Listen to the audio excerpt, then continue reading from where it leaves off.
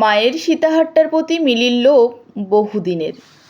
পুরানো দিনের জিনিস হলেও কি দারুণ ডিজাইন। দুই বোনের বিয়ের সময় কিছু কিছু গয়না খরচ হলেও মিলির ধারণা তার মায়ের কাছে এখনও প্রচুর গয়না আছে।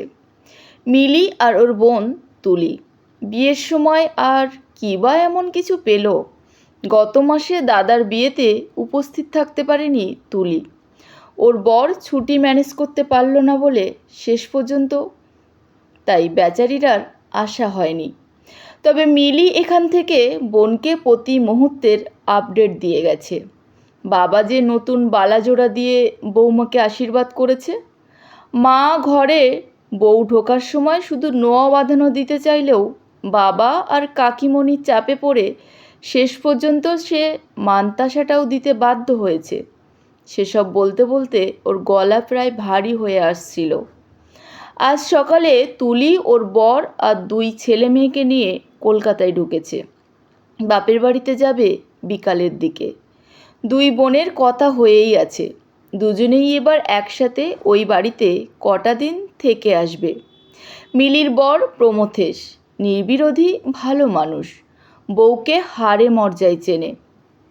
ফোনে শালি আর গিন্নির কথোপকথন শুনেই প্রমোদ গুনছিল।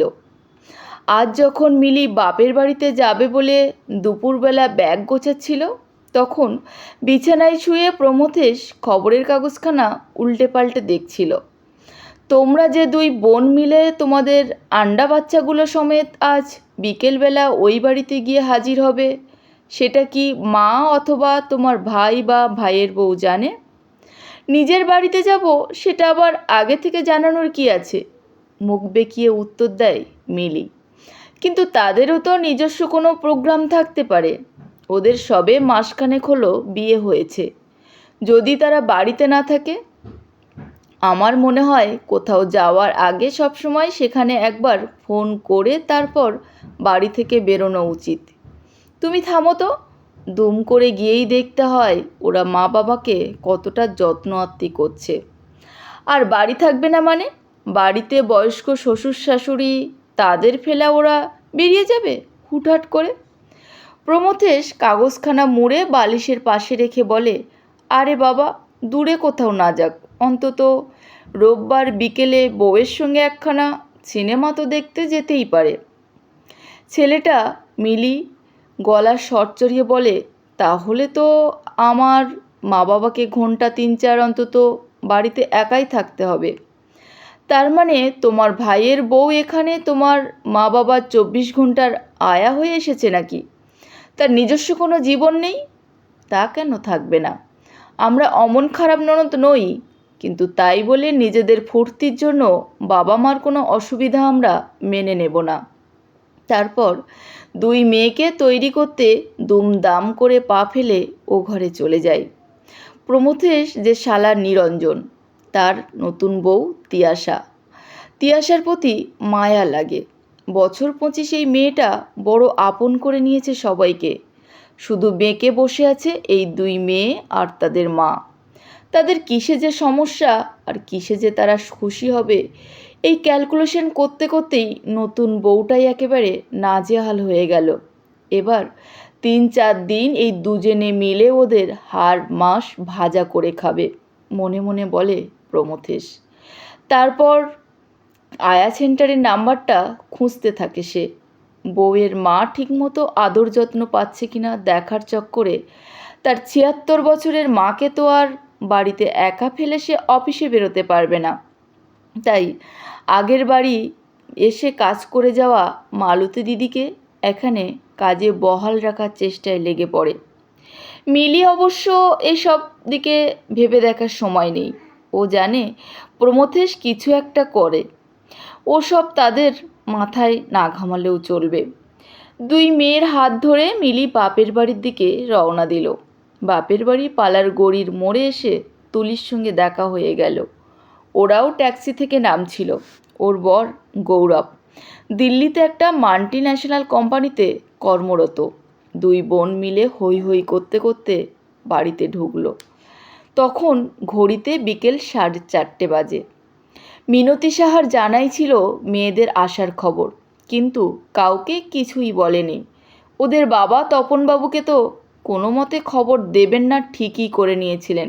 বুড়োর বড্ড বার বেড়েছে, সবসময় বৌমা বৌমা করছে। এই লোকটার চাপেই ওনার অত সাধের মানছাতাটা বেরিয়ে গেল। ভেবে রেখেছিলেন মিলির বড় মেয়েটা 12 দিতে চলেছে সামনের বছর, ওর বিয়েতেই এটা দেবেন। দেওর আর নির্বোধ বরের চাপে সেটা আর হতে পারল কই। তখন থেকেই মনে মনে রাগ পুষে রেখেছে মিনতি দেবী। তার সঙ্গে যুক্ত হয়েছে ওই নীরুর বউ, তাকে নিয়ে বুড়োর বড্ড আদিক্ষেতা। আর বৌমার মতো আদা চা নাকি কেউ বানাতেই পারে না। সর্ষে ইলিশ নাকি বৌমার হাতেই সব থেকে ভালো ফলে। গা জ্বলে যায়। দিন 15 আগে আবার ঢং করে শ্বশুরের জন্মদিনে পাঞ্জাবি কেনে হাজির করেছিল তিয়াশা। দুপুরে এলাহি খাবারের সাথেই ছিল পায়েসের আয়োজন। তারপর থেকে তপনবাবু বৌমাকে মা বলে ডাকতে শুরু করেছেন। ছেলেটাও বাপের মতো মেনিমুখ, ভাবচক্কর দেখে মাথা ঘুরতে থাকে ওনার। এবার মেয়েগুলো আসলে ওনার যা আছে সব দুজনের মধ্যে ভাগ করে দিয়ে দেবেন ভেবে রেখেছেন। বাড়িতে এত লোকজন একসাথে হাজির হতে দেখে নিরঞ্জন আর তার বউ ঘাবড়ে যায়। সর্দি, বর্দি, তোরা একসাথে এখন? সর্দি, তুই কবে এলি কলকাতায়? তুলি গলা তুলে উত্তর দেয়, আজ সকালেই কলকাতায় ঢুকেছি। নিজের বাড়িতে আসবো সে কি আবার বলে আসতে হয় নাকি? নিরঞ্জন বলতে গেল, না তা নয়, আসলে আমরা আধ ঘন্টা দেরি হলেই বেরিয়ে যেতাম। পাশ থেকে আটকে দেয় তিয়াশা, বলে ওসব কথা বলার দরকার নেই, সিনেমা না হয় আমরা পরে একদিন যাব। তারপর ঢুকে পড়ে রান্নাঘরে, চায়ের জল চাপাই গ্যাসে। এই সিনেমাটা দেখতে যাওয়ার জন্য প্ল্যান গত 4 দিন ধরেই ওরা করছিল। কিন্তু এত লোক বাড়িতে এসে গেছে, নিরঞ্জনকে ডেকে গলির পাড়ার মোড়ে সিঙাড়া আনতে পাঠায় তিয়াশা।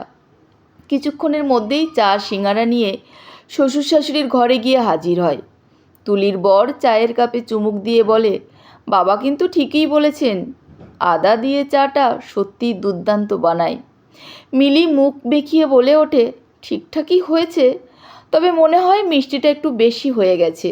মিনতি দেবী এতক্ষণে হালে পানি পান। এই কথাটা তুই একদম ঠিক বলেছিস, আমারও কিন্তু সেটাই মনে হয়।